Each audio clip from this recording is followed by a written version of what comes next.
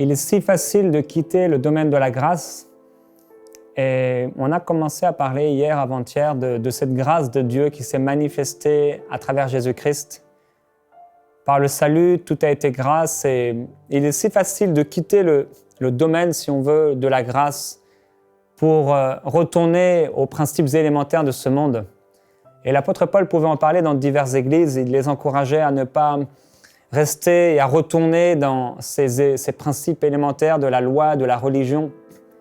Et parfois, il pouvait dire, comme il a dit aux Galates, « Je m'étonne que vous vous détourniez si promptement de celui qui vous a appelé par la grâce de Christ pour passer à un autre évangile. » Et il dit, ce n'est pas qu'il y ait un autre évangile, mais il y en a qui veulent vous troubler.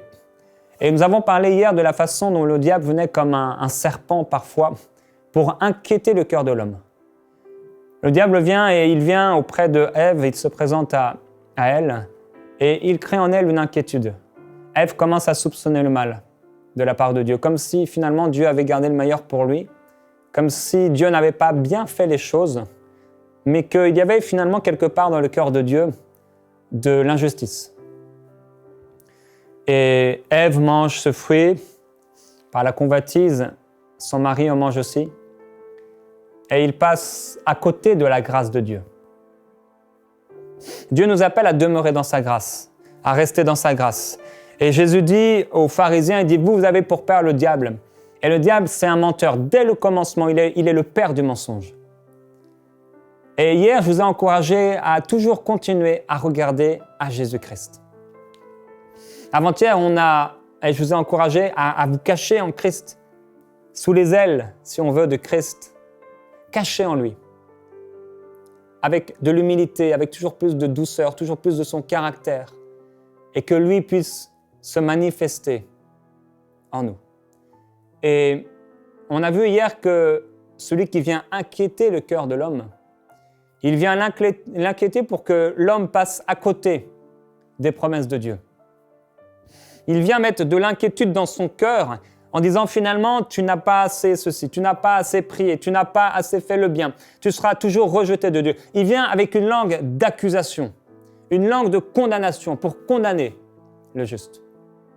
Et nous avons été, par sa grâce, justifiés. Nous sommes maintenant justes. Nous ne sommes plus des pécheurs. Nous sommes des saints, des rachetés de l'Éternel, des sacrificateurs, pour toujours, pour Dieu le Père.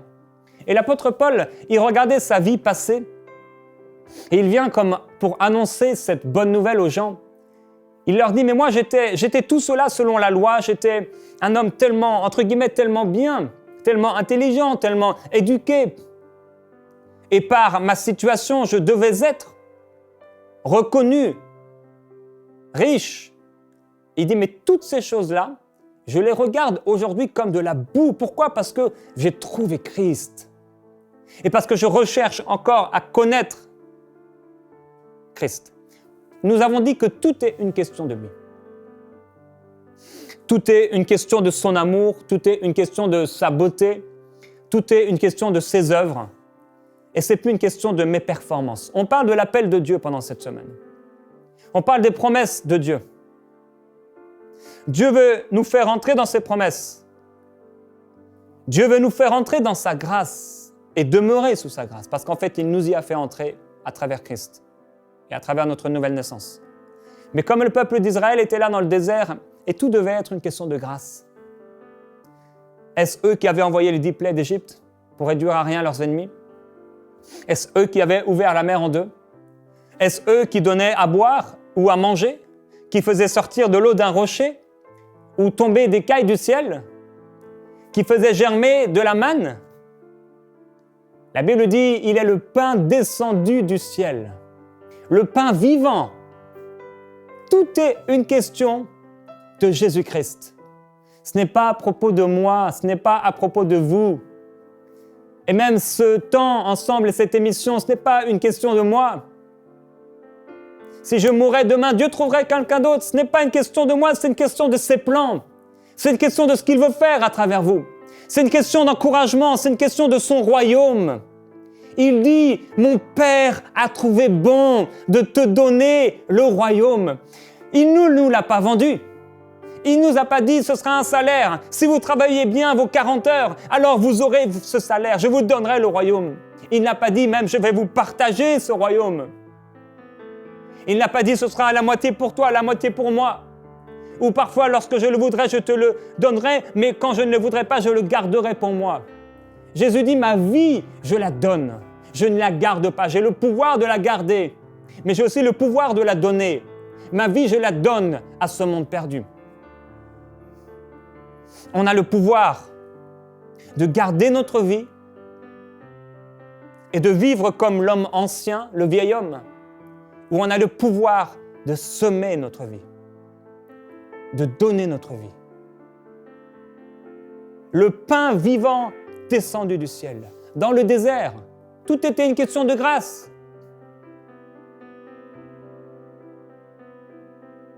Sa grâce,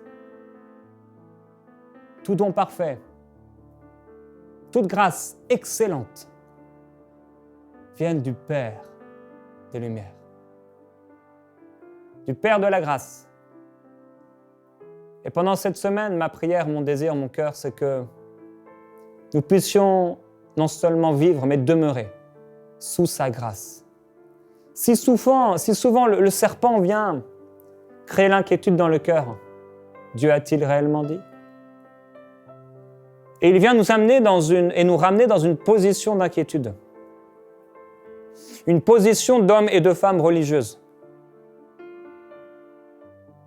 Afin de créer des obstacles et des barrières entre notre Père et entre nous. Lorsque le diable vient dans ta vie pour t'accuser, pour te condamner, alors il vient pour essayer à nouveau de ramener ce voile et ce rideau épais qui séparait le lieu saint du lieu très saint. Il vient essayer de ramener des interdictions, des interdits, des choses qui vont faire en sorte que ce voile à nouveau épais se mettra entre toi et Dieu. Et finalement, ton cœur n'aura pas une pleine confiance en ton Dieu. Tu seras toujours à t'inquiéter, toujours à imaginer toujours à penser que Dieu a un problème avec toi, au lieu de vivre sous sa grâce. Sous sa grâce, je suis pardonné, sous sa grâce, je suis justifié, sous sa grâce, je suis sanctifié. Et sous sa grâce, je n'ai pas envie de lui faire de tort. Je n'ai pas envie de lui faire mal. Alors l'apôtre disait, moi je m'étonne que vous vous détourniez si vite de l'évangile, de la bonne nouvelle, pour retourner à ces principes élémentaires, ne touche pas, ne goûte pas, ne prends pas, pour retourner à ces lois et ces commandements d'hommes qui veulent vous dominer, qui veulent vous soumettre à eux.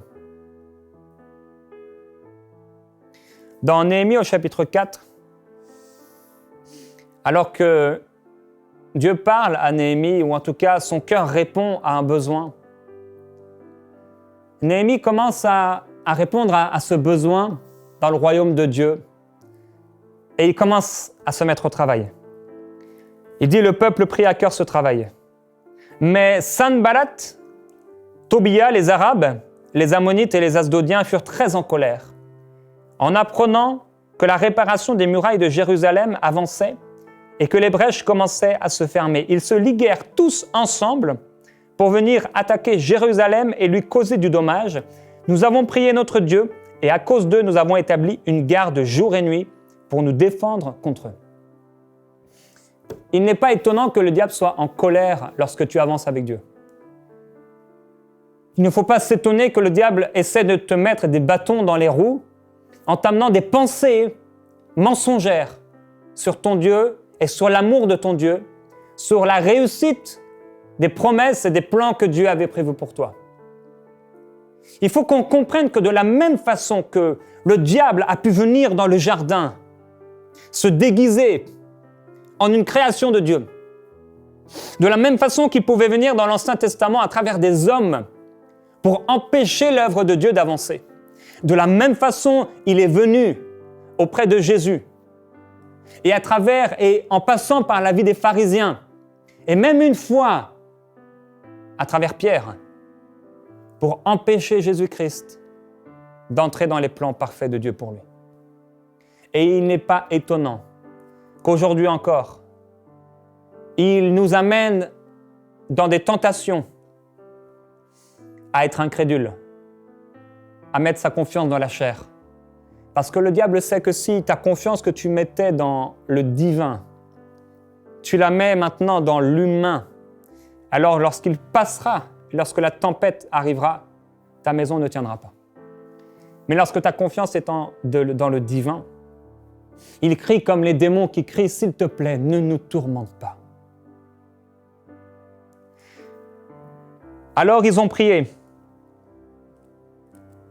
Et il dit au verset 7, « C'est pourquoi je plaçais dans les enfoncements derrière la muraille et sur les terrains secs le peuple par clan avec leurs épées, leurs lances et leurs arcs. » Partout où l'ennemi voulait arriver, partout où l'ennemi voulait détruire, Néhémie a placé son peuple.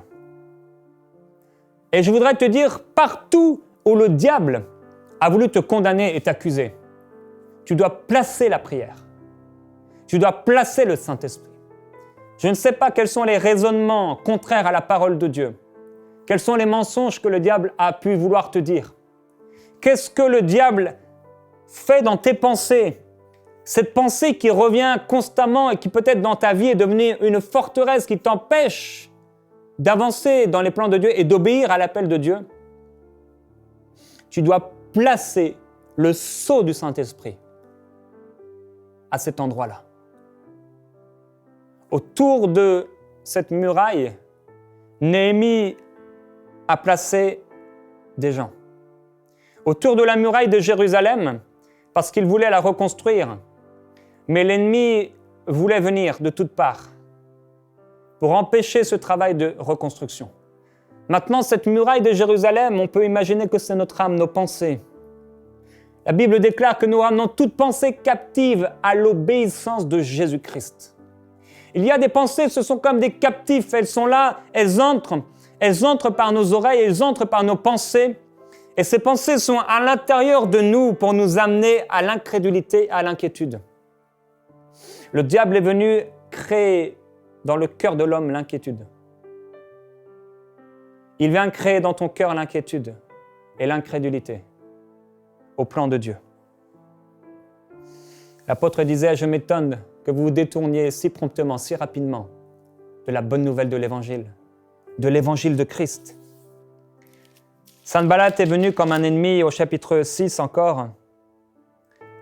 Nous le voyons encore venir comme un ennemi et passer par le mensonge, alors qu'il voit que les choses avancent, alors qu'il voit que la muraille est en train d'être rebâtie et que les choses ont bien avancé. Il essaie d'amener maintenant Néhémie quelque part. Il dit, Sanballat et Geshem m'envoyèrent dire, viens, ayons ensemble une entrevue à Képhirim, dans la vallée d'Ono. Ils avaient médité de me faire du mal. Vous voyez, ils ont voulu amener Néhémie en dehors de la grâce, en dehors de son appel, en dehors de la muraille. Ils ont voulu le divertir et l'empêcher de rester dans la grâce. Parce que c'est quand nous restons dans les plans de Dieu que nous sommes couverts par sa grâce, protégés par lui, pour l'amener sur un autre chemin, parce qu'ils avaient médité de lui faire du mal. Le diable, il essaiera, par des pensées captives, de t'amener quelque part en dehors des pensées divines, pour te détourner, comme disait l'apôtre Paul, de l'évangile de Christ, de l'évangile de la grâce de Dieu, afin que tu puisses, à ce moment-là, ne plus mettre ta confiance dans le divin, mais ta confiance en l'humain, et il enverra la tempête contre toi. Et tu tomberas, parce que tu n'étais pas sous la grâce de Dieu. Sanballat est une image simplement de ces hommes et de ces femmes qui viennent contre nous. Parfois ce sont des hommes, parfois ce sont des principautés spirituelles, des mauvais esprits, Parfois simplement des pensées. Les pensées du vieil homme, elles sont captives. Et elles veulent nous amener à la désobéissance. Elles veulent nous amener à l'incrédulité. Elles veulent nous amener à mettre notre confiance dans la chair, au lieu de simplement tout abandonner, tout livrer et vivre notre vie dans la foi du Fils de Dieu qui s'est livré pour nous. Dieu dit, ne crains pas, car je suis avec toi. Alors j'aimerais prier aujourd'hui pour tous ceux qui, comme Néhémie, sont attaqués. Tous ceux qui, comme Néhémie, passent par le crible ou sont passés par le crible. Si vous êtes passé par le crible et que pendant même cette semaine, vous avez été attaqué, si pendant les derniers mois ou les dernières années, peut-être quelqu'un est venu pour enlever la vie de votre enfant, peut-être quelqu'un est venu pour enlever votre espoir, votre espérance en Dieu, pour enlever votre foi. Peut-être vous étiez plein de zèle et plein de conviction que Dieu allait faire quelque chose dans cette église locale. Peut-être que Dieu allait faire quelque chose à travers vous. Peut-être que vous aviez une pleine confiance en Dieu, que Dieu allait agir. Mais il y a eu quelqu'un qui est venu et qui a dit « Mais Dieu a-t-il réellement dit ?» Et ça a amené de l'inquiétude dans votre cœur.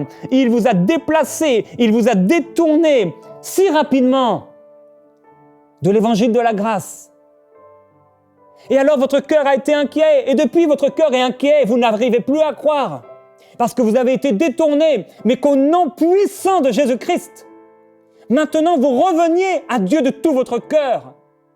Parce qu'en acceptant ces pensées, vous vous êtes détourné promptement de l'évangile de Christ. Vous vous êtes détourné de votre espérance. Et il faut encore espérer aujourd'hui. Espérer encore, parce que Dieu est le Dieu de l'espérance.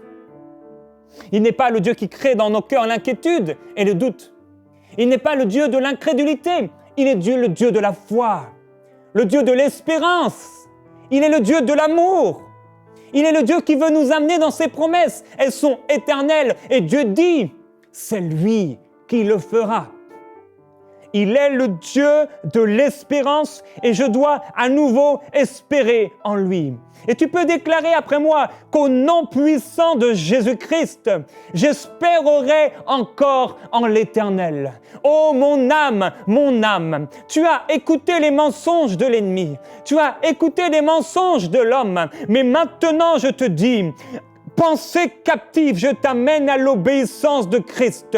J'ordonne maintenant à toute pensée à l'intérieur de moi qui s'élève contre la connaissance de Dieu, qui s'élève contre les plans de Dieu pour ma vie, qui s'élève contre la foi et la confiance en Dieu. Pensée humaine, pensée satanique. Maintenant, je vous réprime et je vous ordonne de quitter mon âme. De quitter mon âme maintenant. Vous quittez le lieu de la visitation. Vous quittez le lieu de la domination divine. Vous quittez le lieu maintenant, cette nouvelle Jérusalem qui s'installe en moi, qui s'est installée dans mon âme. Quand Christ est venu habiter mon cœur, mon âme a été transformée à cause de sa parole. Maintenant déjà je suis pur à cause de la parole de Christ. Et maintenant je te dis, Satan, éloigne-toi de ma maison, éloigne-toi de mes pensées, éloigne-toi de ma vie. Tu n'as aucune autorité sur moi. Et maintenant, Satan, que l'Éternel te réprime.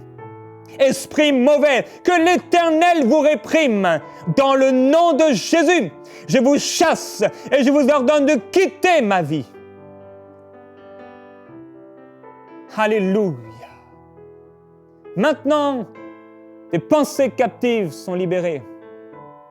Maintenant, des pensées mauvaises disparaissent. Maintenant, des forteresses sont anéanties. Forteresse d'incrédulité, forteresse de doute, forteresse de peur, forteresse d'inquiétude, forteresse de maladie. Elles disparaissent et elles te quittent. Au nom de Jésus, à cause du bien-aimé, à cause de la parole de Dieu, Jésus a dit, déjà vous êtes purs et émondés à cause de la parole que je vous ai annoncée. Mon frère, ma sœur, si tu t'es détourné parce que tu as été trompé par des accusateurs, parce que tu as été trompé par des faux ouvriers. Il y a une personne, peut-être tu as été écarté de l'Église de Dieu parce que tu as été trompé par des faux ouvriers trompeurs et tu t'es détourné non seulement de l'Église de Dieu, mais de Dieu lui-même. Et aujourd'hui, tu peux revenir à lui. Dieu dit, pourquoi te creuserais-tu des citernes crevassées qui ne retiennent pas l'eau? Que t'ai-je fait pour que tu m'abandonnes? Ai-je été pour toi un pays de désolation? Ai-je été pour toi un mauvais père? Ai-je été un ennemi? Dieu t'aime d'un amour éternel. Et tu dois revenir à lui, sous sa grâce. Tu dois revenir à lui, caché sous ses ailes. Tu dois revenir à lui. Maintenant, Père, je te glorifie. Je te dis merci pour ton amour. Merci pour tous ceux qui reviennent aujourd'hui. Tu as prophétisé que Israël reviendrait et qu'il reviendrait de toutes les nations dans leur pays. Mais je crois aujourd'hui, Père, que beaucoup reviennent maintenant dans leur pays, dans ces demeures éternelles, dans ce lieu secret, dans cette protection, dans cette muraille, ces murailles de Jérusalem. Tu nous as plantés dans le pays promis. Tu as dit, voici tout lieu que foulera vos pieds. Je vous le donne.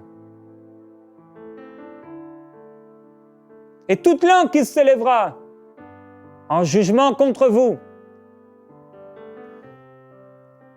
je la convaincrai de méchanceté.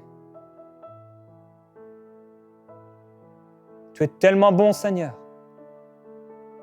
Je prie, Père, que là où mes frères et mes sœurs se sont détournés de ta grâce, là où l'inquiétude a régné, où la peur a régné, ta gloire se manifeste. Que la confiance vienne remplacer le doute. Que la foi remplace l'incrédulité. Que la santé divine et la guérison remplacent la maladie. Que les pensées de pauvreté soient transformées par des pensées d'abondance. Que ton amour nous couvre encore, Seigneur. Que ton amour nous inonde. Que ton amour, Seigneur, que ton amour nous couvre. Nous avons tellement besoin de toi, Seigneur Jésus. Oui, j'ai besoin de toi. Sans toi, je suis perdu. Sans ta grâce, je suis rien sans toi. Je ne suis rien sans toi. Sans ta grâce, je suis perdu. Sans ton amour et sans ta grâce, sans ton pardon, sans ton sang, je suis condamné. Et par ta grâce et par ton sang, je suis lavé. Par ta parole, lavé d'une eau pure. Et mes pensées sont purifiées maintenant au nom de Jésus. La parole de vérité, elle jaillit de mon esprit et elle s'empare de mon âme. Maintenant, je déclare aux Sanballat dans ma vie, je déclare à ces Asdodiens, à ces Arabes qui viennent contre moi, ils peuvent venir par un chemin, ils s'enfuiront par 7 chemins. Pensée d'incrédulité, tu t'enfuis maintenant. Je veux déclarer la gloire de Dieu sur vous. Ce que Dieu vous a appelé à faire, vous allez le faire. Vous allez réussir. Ce n'est pas une question de performance. Ce n'est pas une question d'œuvre religieuse. Ce n'est pas une question de la multitude de vos prières. C'est une question de demeurer sous sa grâce et de simplement obéir à la parole de l'Éternel. C'est simplement une question de s'humilier devant lui et de lui faire confiance. De continuer à rester et à demeurer sous ses ailes, à demeurer dans sa grâce, à demeurer dans son amour. Demeure dans son amour. Ne te détourne pas. Reviens à lui. Et peut-être tu dis aujourd'hui, mais moi je marche avec Dieu. Moi je vis avec Dieu, je ne me suis pas détourné de Dieu. Mais peut-être que quelque part dans ta vie, tu t'es détourné de l'Évangile. Peut-être tu crains concernant ta vie future. Peut-être tu crains concernant ton argent. Peut-être tu crains concernant tes études. Peut-être tu crains concernant ta santé physique. Peut-être tu crains concernant le futur de tes enfants. Ça veut dire que là, Dieu ne règne pas encore. Et tu dois désirer profondément que Christ règne dans ces choses. Peut-être que tu t'es détourné pour un instant quelque part ou dans un domaine de ta vie de cet évangile de grâce. Et dans ce temps de prière, maintenant, c'est le moment de te confier pleinement en Dieu afin qu'il aplanisse ton chemin. C'est le temps de te confier pleinement en lui et de lui dire, parce qu'il le sait, et tu as besoin de le confesser de ta bouche, de lui dire, c'est vrai Seigneur Jésus, pardonne-moi parce que j'ai eu peur de tomber malade. Pardonne-moi parce que j'ai cru cette pensée et cette pensée qui m'assaille constamment et qui me dit que je mourrai avant l'âge, ou qui me dit que je ne réussirai pas, ou qui me dit que le réveil, je ne le vivrai jamais, ou qui me dit que l'onction, elle disparaîtra de ma vie, que l'inspiration, elle s'enfuira, qui me dit que mes enfants tomberont malades, qui me dit que j'aurai un accident. Quel que soit ce que ces pensées ont pu te dire, tu peux maintenant le confesser et abandonner cette chose-là et déclarer, Seigneur, tu as entendu cette confession. Je t'ai confessé que j'ai accepté ces pensées, ou je t'ai confessé que j'ai été attaqué et tenté à être incrédule, à m'inquiéter.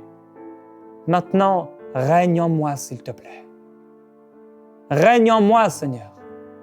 Règne en moi, règne dans mes pensées, règne dans mon intelligence. Prends toute la place, Seigneur. Règne en moi, Seigneur Jésus-Christ. Règne dans mes pensées, s'il te plaît. Règne dans mes rêves, règne dans le cours de ma vie, règne dans mon intelligence, règne dans mes raisonnements. Éclaire-moi. Éclaire-moi, Seigneur Jésus. Éclaire-moi par ta parole. Lave-moi et purifie-moi encore par ta parole. Éclaire mes pensées, éclaire mon âme. Change mes pensées et mon intelligence. Je veux me revêtir de toi, Seigneur Jésus. Règne en moi. Merci parce que tu as trouvé bon de me donner le royaume. Et je vis dans ton royaume maintenant. Alléluia. Merci. Envoyez-nous vos sujets de prière à prière@enseigne-moi.com.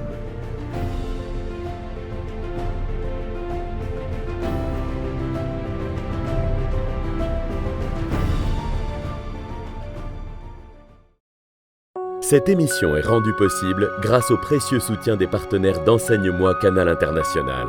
Retrouvez tous nos programmes sur emcitv.com.